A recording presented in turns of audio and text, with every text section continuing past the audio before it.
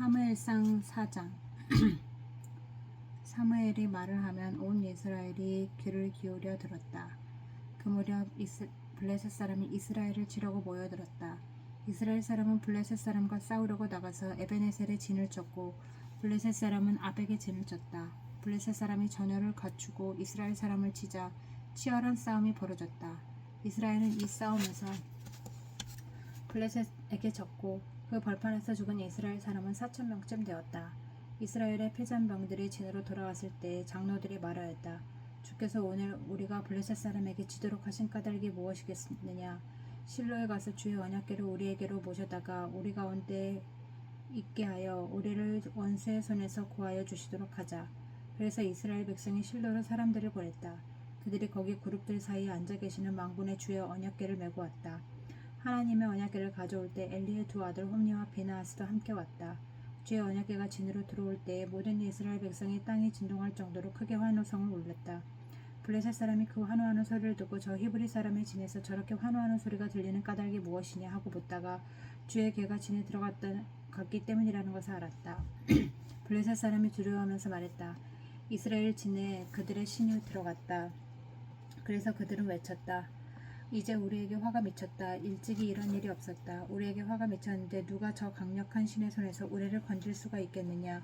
그 신들은 광야에서 온갖 재앙으로 이집트 사람을 쳐서 죽게 한 신들이다. 블레셋 사람들아 대장부답게 힘을 내어라. 그렇지 않으면 히브리 사람이 우리의 종이 되었던 것처럼 우리가 그들의 종이 될 것이다. 너희는 대장부답게 나가서 싸워라. 그런 다음에 블레셋 사람이 전투에 임하니 이스라엘이 져서 제각기 자기 장막으로 달아났다. 이스라엘은 이때 아주 크게 져서 보병 3만 명이 죽었다. 하나님의 궤를 빼앗겼고 엘리의 두 아들 홈니와 비나하스도 이때 전사하였다. 어떤 베냐민 사람이 싸움터에서 빠져나와 그날로 실로에 이르렀는데 슬픈 나머지 옷을 찢고 머리에는 티끌을 뒤집어 쓰고 있었다. 그 사람이 왔을 때 엘리는 길가 의자에 앉아서 길을 내다보면서 마음속으로 하나님의 궤를 걱정하고 있었다. 그 사람이 성읍에 이르러서 소식을 전하니 온 성읍이 두려워하며 슬피 울부짖었다. 엘리가 그 울부짖는 소리를 듣고 물었다. 저 소리가 무슨 소리냐? 그 사람이 급히 달려와서 엘리에게 소식을 전하였다. 그 무렵 엘리는 98살 된 노인으로서 눈이 어두워져서 앞을 거의 볼 수 없었다. 그 사람이 엘리에게 말하였다. 저는 전쟁터에서 도망쳐 나온 사람입니다. 전쟁터에서 오늘 도망쳐 오는 길입니다. 엘리가 물었다. 젊은이 무슨 일이 일어났소? 소식을 전하는 그 사람이 대답하였다. 이스라엘 백성은 블레셋 사람 앞에서 도망쳤고 백성 가운데서는 죽은 사람이 매우 많습니다. 제사장님의 두 아들 홈니와 비나하스도 전사하였고 하나님의 궤는 빼앗겼습니다. 그가 하나님의 궤에 대한 소식을 전할 때 엘리는 앉아있던 의자에서 뒤로 넘어져 문 곁으로 쓰러져서 목이 부러져 죽었다. 늙은 데다가 몸까지 무거웠기 때문이다. 그는 40해 동안 이스라엘의 사사로 있었다. 그때 엘리의 며느리인 비나하스의 아내는 임신 중이었으며 출산할 때가 가까웠는데 하나님의 궤를 빼앗겼고 자기의 시아버지와 남편도 죽었다는 소식을 듣자 갑자기 진통이 일어나 구부리고 앉은 채 몸을 풀었다.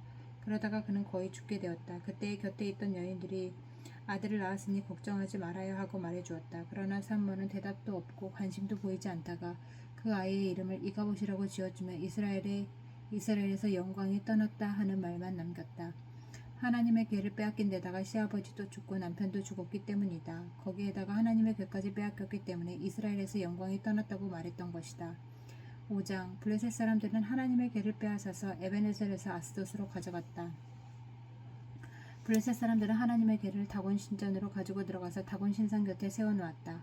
그 다음날 아스돗 사람들이 아침에 일찍 일어나서 보니 다곤이 주의 궤 앞에 엎드려져 땅바닥에 얼굴을 받고 있었다. 그들은 다곤을 들어서 세운 다음에 제자리에 다시 가져다 놓았다. 그 다음 날도 그들이 아침 일찍 일어나서 가보니 다곤이 또 주의 궤 앞에 엎어져서 땅바닥에 얼굴을 받고 있었다.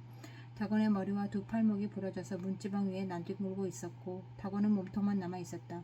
그래서 오늘날까지도 다곤의 제사장들은 다곤 신전에서 예배하는 사람들은 아스돗에 있는 다곤 신전에 들어갈 때 문지방 위를 밟지 않고 넘어서 들어간다. 주께서 아스돗 사람들을 무섭게 내리치셨다.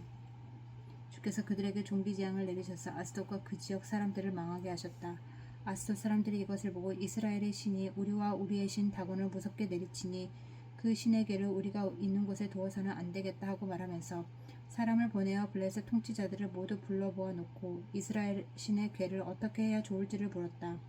블레셋 통치자들이 이스라엘의 신의 궤를 가드로 옮기자고 하였으므로 아스돗 사람들은 이스라엘의 신의 궤를 가드로 옮겼다. 아스돗 사람들이 그 궤를 가드로 옮긴 뒤에 주께서 또 그 성읍을 내리쳐서 사람들이 큰 혼란에 빠졌다. 주께서 그 성읍의 사람들을 어린아이나 노인이나 할 것 없이 모두 쳐서 종기가 생기게 하셨다. 그러자 그들이 하나님의 궤를 에그론으로 보냈다.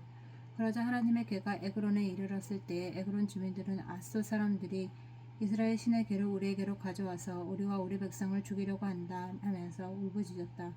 그래서 그들은 또 사람들을 보내어 블레셋 통치자들을 모두 불러 모아놓고 이스라엘의 신의 궤를 돌려보내어 그 있던 자리로 돌아가게 하고 우리와 우리 백성이 죽지 않게 해주시오 하고 요청하였다. 하나님이 거기에서 그들을 그렇게 무섭게 내리치셨기 때문에 온 성읍 사람들이 죽을 지경에 이르러서 큰 혼란에 빠졌다. 죽지 않은 사람들은 종기가 생겨서 온 성읍에서 비명소리가 하늘에 사무쳤다. 아멘.